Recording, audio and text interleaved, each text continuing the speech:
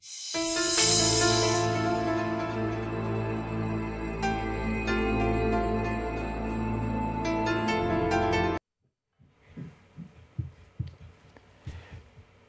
evening and welcome to The Right Side, the show where we talk about today's news, views, trends, and opinions from an admittedly conservative perspective.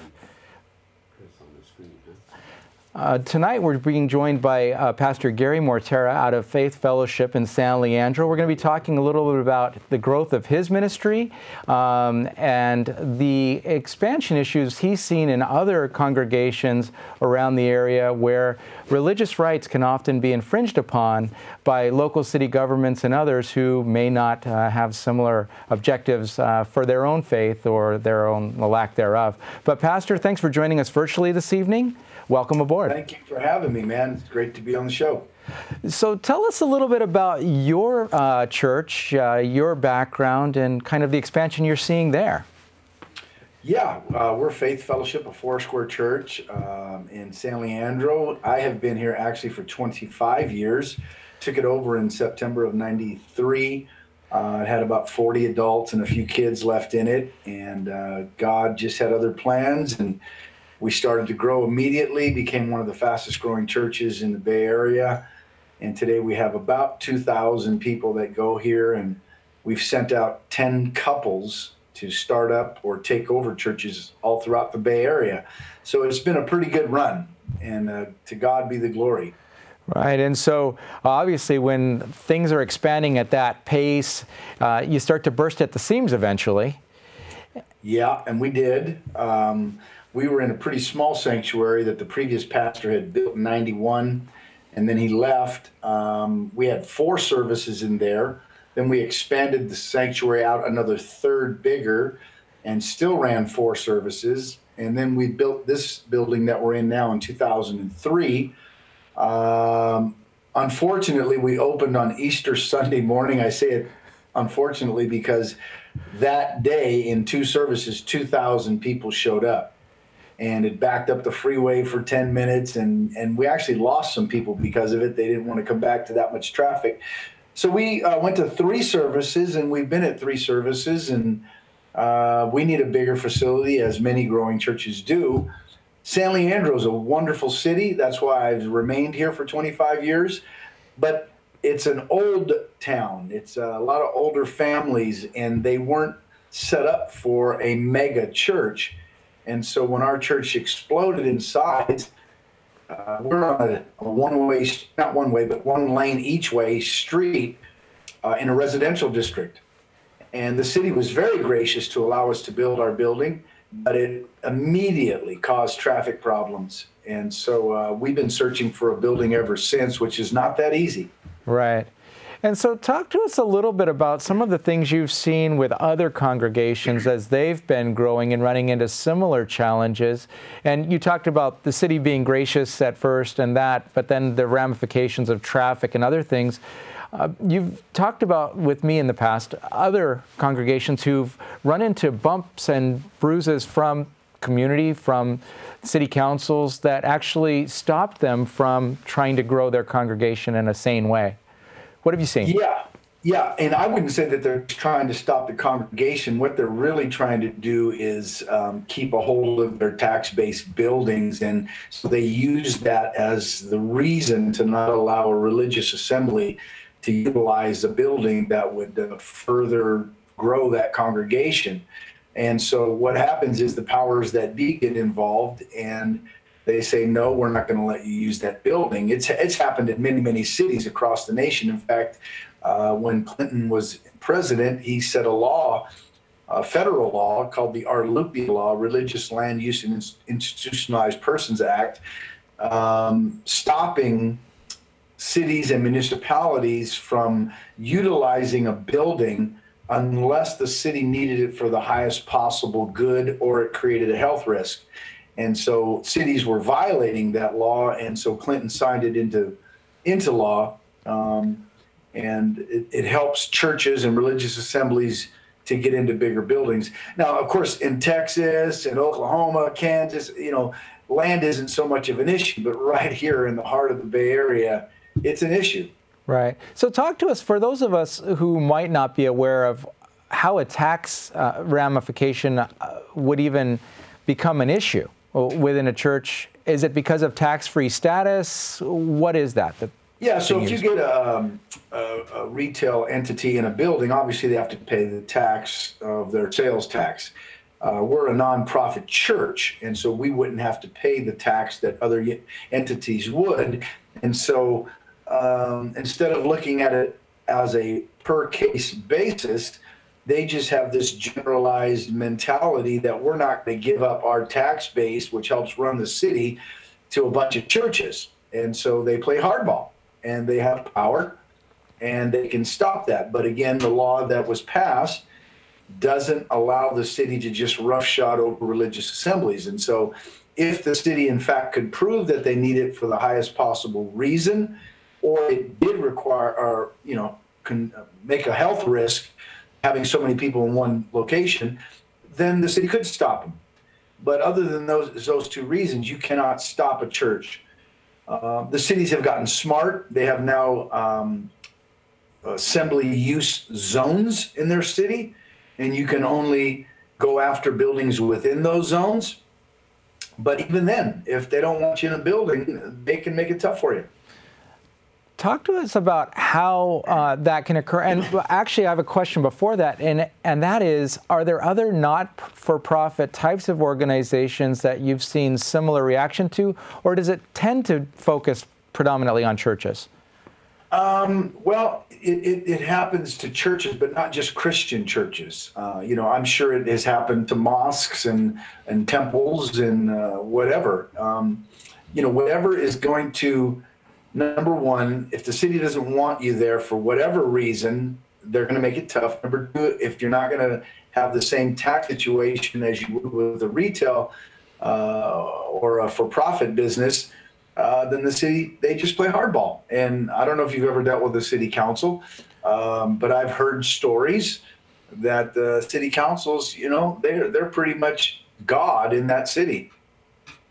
And from the stories that you've heard from these other pastors, has it tended to rise up mostly from the community putting pressure on city councils, or does someone with an agenda just get in and decide that they're going to make it difficult, or does it vary? It's both and. It's both and. If the church or entity is going to create parking and traffic problems, that's going to obviously be a concern to the neighborhood or the residents that live there. It could be someone on the city council or the mayor or the city manager, whatever, that just doesn't want you in there, and then you're going to have a challenge on your hand. But if they get the people behind them saying no, you're going to have a tough go-round. Doesn't mean you're not going to get the building, because again, you have the law behind you. It just means the road's going to be tough, and they know how to play tough. And if it's a not-for-profit organization, especially if it has limited resources, then all they have to do is wait you out, basically. That happens quite a lot. The cities usually have deep pockets, and the smaller entities don't. And talk to us about what those assembly zones look like. Are they predominantly residential neighborhoods? Are they potentially more often commercial? Or does it depend on the city? Yeah, I can't speak for all the other cities. I know a couple of church pastor friends who have gone through these battles. Again, San Leandro in particular, it's a residential kind of place, and so they never had to deal with a mega church. The mega churches that were there were only maybe a large Catholic church, and that was it. That was probably built in the 50s or 60s, and so they just didn't set up the city, and they didn't want to give up their commercial or industrial base. Each city's different. I had a friend of mine in a nearby city who had to go to court, and right. That's a tough thing. Yeah, I'm just curious, from a pastor's defense perspective, for example, if it was in a commercial zone, for example, that the building had been acquired and traffic issues were cited, if there could be defenses about the predominant time frame that the church would be in use would be in non-business hours anyway, so could they fight on that level? These are the kinds of things if there were ways to equip pastors with the right verbiage to maybe get their way through, it'd be kind of an interesting... Well, the worst part about it, Chris, is that, you're in for a fight if you go down that road. If the city plays tough on you, you're in for a fight, and it can turn into a long fight. It can turn into a lawsuit, and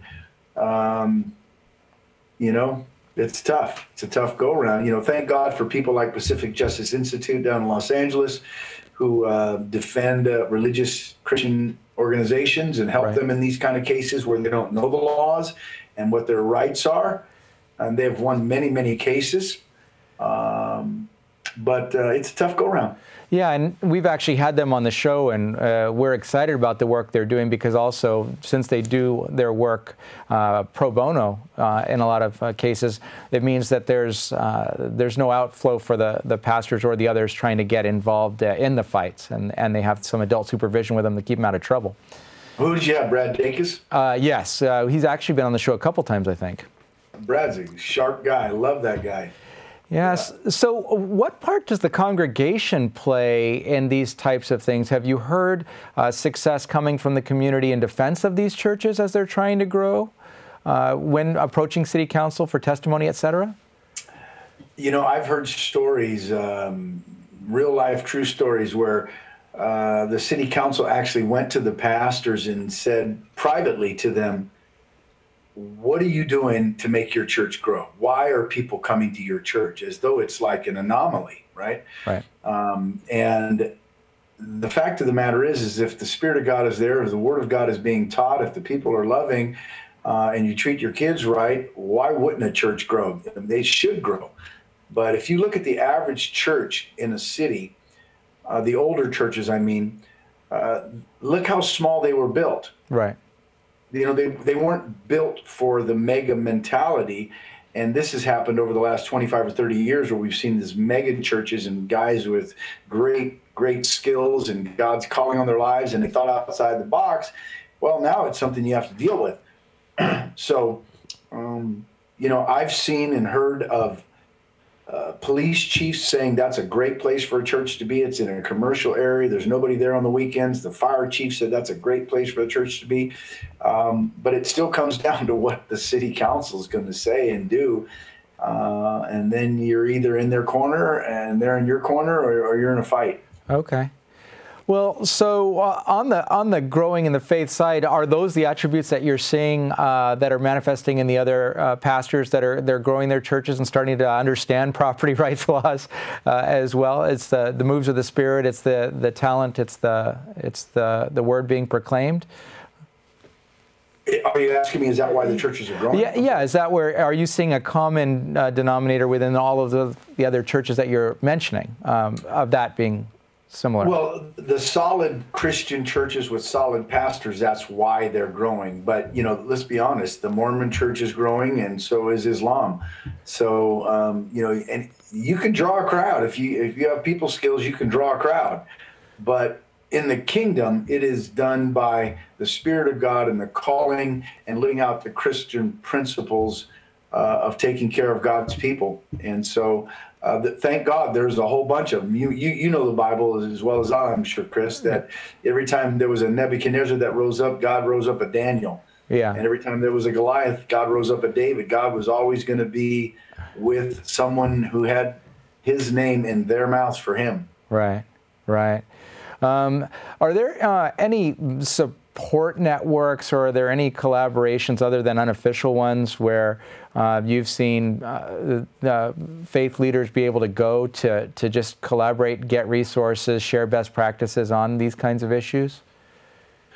I would say that if there's anybody out there who's wanting to find a bigger building and they're having a hard time doing that, you should probably talk to Brad Dacus. One of the things I think is important is to try to keep good relations with the city mayor, the city manager, the city council. Having people skills and keeping good blood between you when the time comes is important. But even then, doesn't guarantee you're going to get that building. Right. And so the more information you can get, the better. You do have the law in your hands, but you also could be in a fight. And so tell us again the name of the law and where people can find information on that. It's called RLUIPA, RLUIPA, Religious Land Use Institutionalized Persons Act, that Bill Clinton signed into law, stopping cities and municipalities from stopping religious assemblies from utilizing a building unless the city needs it for the highest possible reason or it's a health risk. And so do you know of, was it caused by a certain case that he did that, or were there just so many happening that he decided he had to get involved? Usually, I mean, especially someone like Clinton, there's got to be a motivator for him. Do you know any backstory on that? You know, I don't. I think I researched it at one time, but I forget the details. But it was happening enough that, I don't know, they saw to it and fixed it. Okay, excellent. What else can you share with us about what's going on at Faith Fellowship? Well, we're coming to the end of this year. The theme for this year, 2018, was greater. We wanted to do everything greater with excellence for the Lord in our personal lives, in our families, and in our church, in our community. We just wanted to step it up a notch. We believe that that's the word God put in our spirit. And we had a pretty awesome year. We're looking forward to the new year.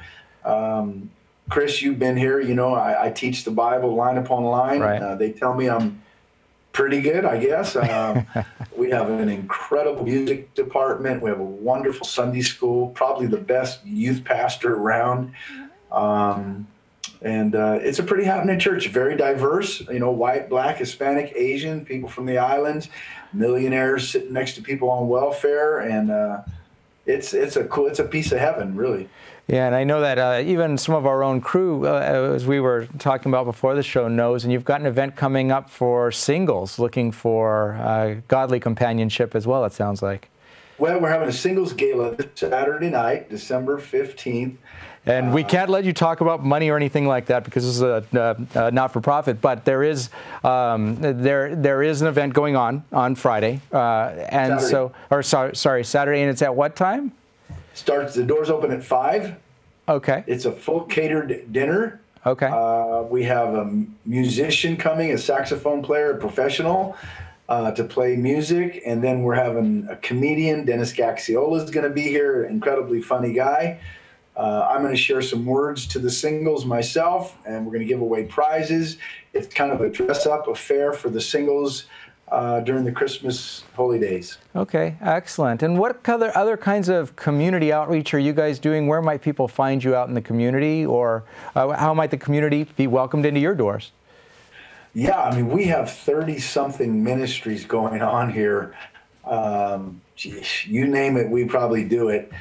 We have outreach. We had a lady in our church start a sex trafficking, going after those who were doing the sex trafficking, and it's gone nationwide now. And man, we have Bible studies, home groups, men's ministries, women's ministries. We go around the community trying to help neighbors and we're everything the church is supposed to be doing. Talk to us. We've had people on the show, and it's been a little while, about sex trafficking issues. How is that trending in the Bay Area? Is it getting better? Is it getting worse? Well, I'll tell you this. They know they're in a fight now.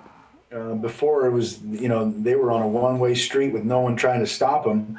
But a number of organizations have risen up now, and one of them that actually began right here in our church. And their voice is being heard against the sex traffickers, both, the people that are purchasing the kids for sex and the ones that are selling them. So they know they have a fight on their hands now in the kingdom. And so are you seeing the majority of that trafficking happening with children, or is there also a lot happening in the adult scenarios as well? Both, but the alarming thing is that they're taking 11, 12, 13-year-old girls and boys and exploiting them. And, they wouldn't have a market if there wasn't somebody to buy them. So, I mean, just think about the sin nature that we have as human beings. These people are buying 11 and 12-year-old kids. And and somebody's selling them because there's a market for it. Right. No, it's just, for me, I want to drive the point home that a lot of times the growth that's happening within these churches, it goes beyond just what people think about as Sunday services. You're looking at actually doing things to change the community and change the environment for a city. And so that's why it just always boggles my mind that there would be anything trying to stop that kind of community activism. Yeah, I think you're right. You know, they just think of the church in this negative, pejorative way, and it's unfortunate because we don't just hit on one issue. We hit on all the issues that we feel are against the Word of God and His morality. And, you know, when we stand up for, you know, biblical marriage, when we stand up for pro-life, and then all of a sudden we're fighting sex trafficking, they still look down on us because they don't agree with these other two issues that we fight about. Right. So just, you know, pastor's perspective, how are you gauging your local community as far as being more or less receptive to the Word of God it seems, from my perspective, like we're getting increasingly secular as a society. Are you seeing anything different? Or are you just fighting so hard that there's no time to look up? Well, you know, it's kind of like a car business. As long as there's cars, a mechanic will always have a job. As long as there's sin, I'm always going to have a job because Jesus came for the lost. And so sin is going to continue to be sin. And every generation, there's a new batch of sinners that come up. And so Paul, unfortunately, in 2 Timothy chapter 3, verse 1 said, "But mark this, in the last days there'll be terrible times. People will be lovers of themselves, lovers of money, boastful, proud, abusive, disobedient to their parents, ungrateful, unholy, without love." And it goes on and on. So, you know, Paul said it's going to get worse. Right. But the gospel is the power of God unto salvation to everyone who believes. So our job is to keep preaching it. Well, and so the other thing that always just jumps out to me is that unfortunately there's been a lot of Christianity done badly, and so a lot of times Christians get blamed for being hateful, and at the same time when they're trying to change the community in this way, like you're talking about breaking people out of addiction, breaking them out of sex trafficking and all of these kinds of things, and knowing that, like you said, Jesus came for the lost, right? It's interesting to see that there's still that pushback, but we know for biblical reasons why there is, but that the people miss those acts of love that really can change the community. So I applaud. Let me tell you about this one, Chris. Sure. We got two guys in our church. One was an ex-drug addict. The other one literally for a time lived underneath the bridge, on the streets, homeless. They got saved. Both of them began to build their lives. They go to our church now. They had a vision to get guys off the streets and cleaned up. So it's called Off the Street Ministries. They got an investor to buy an apartment complex on a cul-de-sac. One of the two guys is a contractor, so he went in there and gutted it all out, turned it into housing for men. In 2 years, he's got over 60 men that stay there every day, every night, clean, sober, teaching them a trade, teaching them the Word of God, and bringing them to church. I mean, they're out there getting it done. These guys were down and out and heading in the wrong path of life. The drugs and alcohol destroyed them. They've blown up their marriages, their families, and these two guys are getting it done, and we support them. Excellent. Well, what's the website where people can go to find out more about your ministries, and then we're going to have to run? Okay. faith-fellowship.us. faith-fellowship.us. All right. Well, thank you, Pastor Gary, for being on the show and sharing a little bit about what's going on. We have to run for now, but we'll be back after a word from our underwriters, the Liberty Forum. Bless you. Some people think that a meeting of conservatives in Silicon Valley could fit in a small room. In fact, when the Conservative Forum was founded in 2003, we did meet in a small room, a coffee shop in San Jose. It doesn't get more grassroots than this. It may surprise you that there are thousands of people right here in Silicon Valley who share your principles of liberty, free markets, and limited government. Since our humble beginnings in that coffee shop, we've outgrown 3 meeting halls. From San Jose to Gilroy to Mill Valley, we bring hundreds of people together each month from all over the Bay Area to promote the principles of American liberty. How do we do it? It starts with a stellar lineup of speakers. Speakers like Steve Forbes, Senator Jim DeMint, Dr. Victor Davis Hanson, Lieutenant Colonel Alan West, Andrew Breitbart, Pamela Geller, and many others. These speakers passionately articulate our shared principles and remind us why conservatism isn't just the smart choice, it's also the moral choice. Our monthly meetings are only one dimension of the forum. We underwrite The Right Side, a monthly television show on cable access channel KMVT. We also host a monthly Constitution discussion group and provide tables at our meetings for more than a dozen local groups who share our love of liberty to promote their specific cause. The Conservative Forum is the premier place in Silicon Valley for conservatives to gather, become invigorated, motivated, and empowered. We welcome guests to our monthly meetings and offer special discounted pricing to first-time visitors. Take a look at our speaker lineup in the coming months and join us to learn why we say liberty is made in America.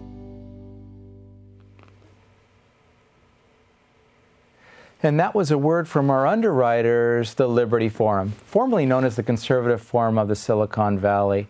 We've appreciated their sponsorship of this show for the last 7 seasons that we've been doing it. And but what they're best known for is their speaker series, and that happens at the IFES Portuguese Hall at 432 Stearland Road, just down the road here in Mountain View. Tonight they'll actually be having Andrew Clavin speaking. He's been a guest on our show previously, and he's going to be talking about what happened during the midterm elections. In January, Pete Peterson, Dean of the Pepperdine University School of Public Policy, will be on stage. And in February, Dennis Prager, nationally syndicated radio talk show host, will be there as well.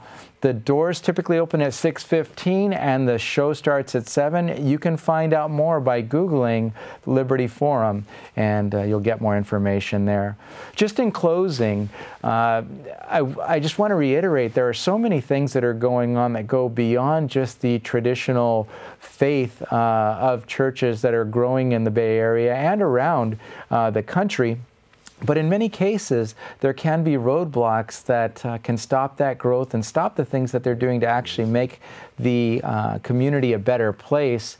And in many cases, that boils down to either tax dollars or people's just opposition to what they think is going on there. So I encourage you to research a little bit more and find out whether or not there may be signs of unfairness that are manifesting that could be stopping the churches from doing things that maybe government wants to do now, or stopping them from just helping to improve the standard of living for the citizens around them. We appreciate you joining us this evening on The Right Side. Again, I'm your host, Chris Pareja, and if you just have questions or you want to reach out, throw flaming darts at us, you can do that by reaching out to us at therightsidetv@gmail.com, or maybe we'll run into each other someday soon out there in the wild. Have a great night.